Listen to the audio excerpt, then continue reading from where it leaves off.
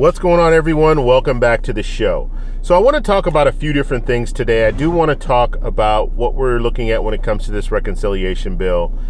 This is something that the House plans on voting this week, so we're going to talk a little bit about that. I also want to talk about the big deadline that we'll be facing on December 3rd. And then I want to talk about gas prices, because in Southern California, gas prices continue to increase, so I want to talk a little bit about that. But first off, on this channel, we talk about news that matters. If that sounds like something interesting to you, please subscribe to the channel and hit that little bell notification. That way you'll get notified anytime we put out a video. And like always, if you see my name and a picture of me in the comment section, make sure you also see a check mark next to my name. That check mark signifies that it's me. If you do not see that check mark, it's not me, it's someone trying to impersonate me. Okay, so let's talk about this reconciliation bill. So now we know the first infrastructure bill that passed the House, it passed the Senate, it was signed off by the president on Monday.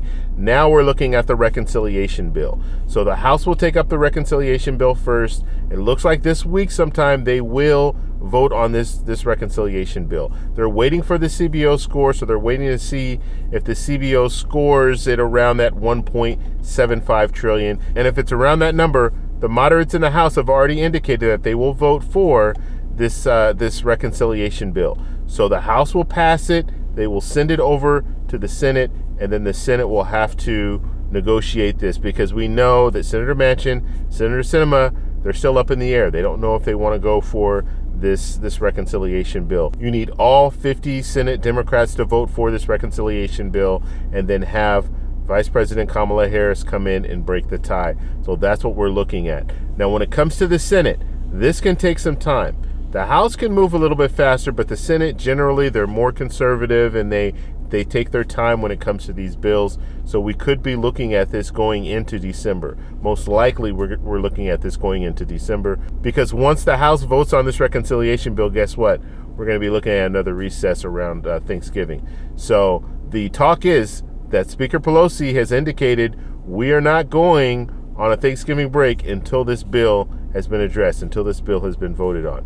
So we'll have to see how they move forward with that, but that is the talk right now. The CBO score should come out by Friday, and if it comes out on Friday, then you can anticipate the House moving forward with the reconciliation bill and then passing it over to the Senate. Now we need to talk about December 3rd, because this is going to be another crucial time. We just saw this back in September.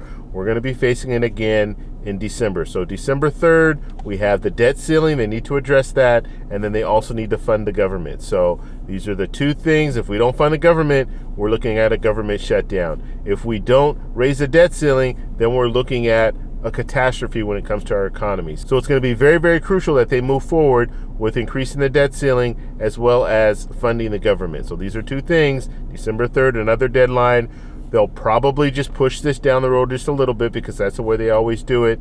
They can't make a commitment for the year, so they're going to have to make a commitment for maybe 2 weeks or maybe a month. We'll have to see how they handle this, but this is something that needs to get done, so we're really going to be watching this. That's why it's very important for you to subscribe to the channel, hit the little bell notification.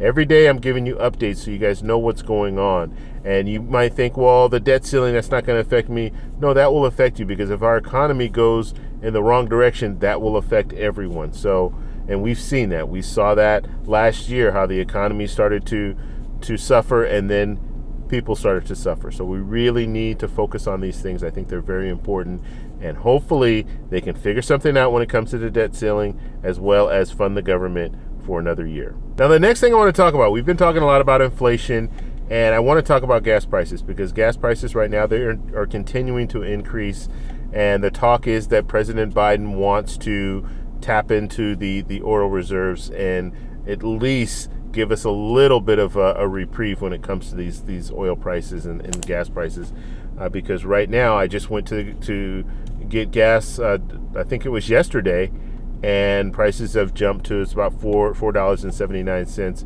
and so filling up my tank was like $81 or something like that. So it continues to rise, and I'm always interested to find out how much gas is where you live, and I've been asking you guys to put that in the comment section, and I really appreciate that. And it's interesting, because depending on where you live, it could be $4, it could be $3. I saw as low as $2, like the high $2s.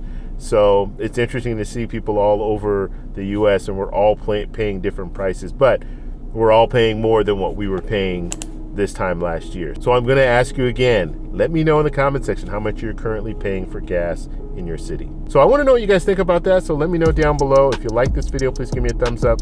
Please subscribe for more, and I'll talk to you in the next one. Bye.